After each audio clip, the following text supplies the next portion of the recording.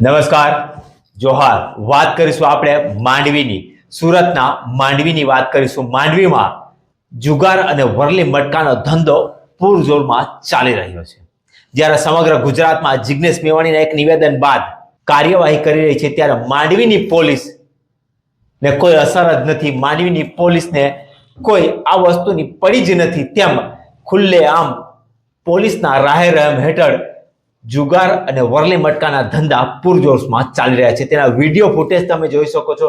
કેટલા ગામના યુવાનો આ વરલી મટકાના ધંધામાં હોમાઈ ગયા છે. કેટલાય લોકોના ઘર ઉજળી જવા પામ્યા છે. પોલીસના રાહે રહેમ હેઠળ, માંડવી પોલીસના રાહે રહેમ હેઠળ આ વરલી જુગારના ધંધા ચાલી રહ્યા છે. એના જે વિડીયો છે, ફૂટેજ છે, તમે જોઈ શકો છો.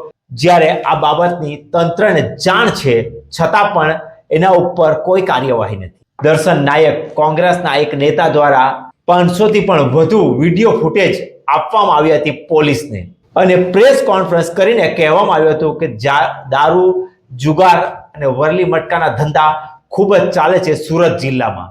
સુરત જિલ્લાના માંડવી શહેર અને તાલુકામાં ખુલ્લેઆમ વરલી મટકા જુગાર ધમધમતો. સુરત જિલ્લાના માંડવી શહેર તેમજ તાલુકાના વિવિધ વિસ્તારોમાં છેલ્લા કેટલાક સમયથી વરલી અને મટકા જુગાર ખુલ્લેઆમ ચાલી રહ્યો હોવાની ચર્ચા તેજ બની છે. જાહેર માર્ગો, દુકાનો, રહેણાંક વિસ્તારો તેમજ બજારો પાસે જુગારના આડા અડ્ડાઓ સક્રિય હોવાનું સ્થાનિક લોકો જણાવી રહ્યા છે. સ્થાનિકોનો આક્ષેપ છે કે દરરોજ લાખો રૂપિયાના દાવપેચ લાગી રહ્યા છે, જેમાં યુવાનો સહિત અનેક લોકો આ લતનો શિકાર બની રહ્યા છે. વરલી મટકા જુગારને કારણે સામાજિક અશાંતિ વધતી હોવાની સાથે ગરીબ પરિવારો આર્થિક રીતે બરબાદ થઈ રહ્યા છે.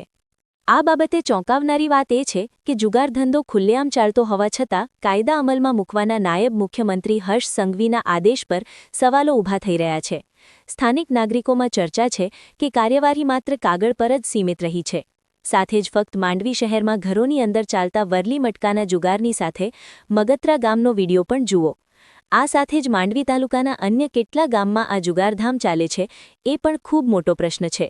માંડવી તાલુકાના જવાબદાર નાગરિકોએ પોલીસ તંત્રને કડક કાર્યવાહી કરવાની માંગ કરી છે, જેથી ગેરકાયદેસર જુગાર પર અંકુશ આવી શકે અને યુવાનોનું ભવિષ્ય સુરક્ષિત રહી શકે. હવે જોવાનું રહેશે કે સુરત જિલ્લા પોલીસ તંત્ર આ ગંભીર મુદ્દે કેટલું ઝડપથી પગલાં ભરે છે કે પછી જુગાર ધંધો યથાવત ચાલુ રહેશે. વરલી મટકાના જે ધંધા છે એ બંધ કરાવવા માટે માંડવી પોલીસ કોઈ કાર્યવાહી કરશે કે કેમ? કારણ કે હર્ષ સંઘવીના નિવેદન છે કે આવા ધંધા અને આવા ધંધા સાથે સંકળાયેલા પોલીસ કર્મીઓને પણ સસ્પેન્ડ કરવામાં આવશે. પણ અહીં તો વરલી મટકાના ધંધા, જુગારના ધંધા માંડવીમાં ખુલ્લેઆમ અને પૂરજોશમાં ચાલી રહ્યા છે, છતાં પણ તંત્ર અંધેર, પ્રશાસન કોઈ જ કાર્યવાહી કરવામાં નિષ્ફળ છે. તો શું આગામી સમયમાં પોલીસ આના ઉપર કાર્યવાહી કરશે કે કેમ? કારણ કે માંડવી સવાલ ઉપર પ્રશ્ન મુકાઈ ચૂક્યા છે. કારણ કે માંડવીથી એક સાંસદ માંડવીના છે, મંત્રી, માજી મંત્રી પણ માંડવીના જ છે. તો શું મંત્રી અને સંસદના વિસ્તારમાં જ વરલી મટકા જુગારનો ધંધો પૂરજોશમાં ચાલી રહ્યો છે? તો એના માટે લોકો શું કહે છે